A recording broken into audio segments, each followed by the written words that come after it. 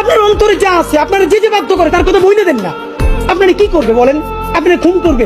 আপনি প্রায় 80 বছর বাঁচছেন, আর কয় বছরই বা বাঁচবেন?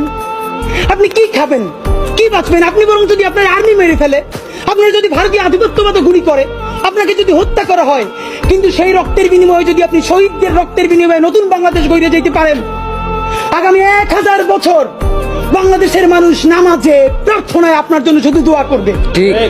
বুড়ো মানুষটা থেকে শুরু করে শিশু আপনার বক্তৃতা শুনে মাননীয় উপদেষ্টা কতক্ষণ জানেন? যতক্ষণ আপনি জুলাইয়ের জবানে কথা বলেন।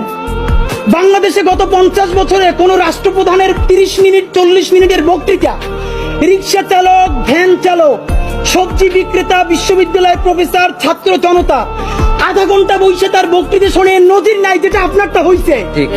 এটা কিন্তু আপনার চেহারা দেখে না। আপনি রাজনৈতিক দল করছিলেন, ফেরও করছেন, কিন্তু এইবার যে আপনার এই বাংলাদেশের পক্ষে হৃদয় নিংড়ে ভালোবাসা, আপনি যখন বক্তৃতা করেন আপনি আর্টিফিশিয়াল কিছু বলেন না, কিন্তু আপনি যখন ঘোষণাপত্র বললেন আপনার চেহারায় আর্টিফিশিয়াল ছাপ। ইদানিং আপনি স্ক্রিপ্ট দেখে দেখে বক্তৃতা করেন, এগুলো আমরা চাই না। মাননীয় প্রধান উপদেষ্টা, আপনার একটা কথা বলি, আমরা আগেও বলেছি এই সরকারের সকল উপদেষ্টার এক পা অন্য দেশে, বিপদ হইলে ভাইগে যাবে, কিন্তু আমরা দৃঢ়ভাবে বিশ্বাস করি আপনি ভাগবেন না। এর প্রমাণ, আপনি যদি ভাগতেন পৃথিবীর কোন দেশ আপনারে রাখতে চায় না বলেন?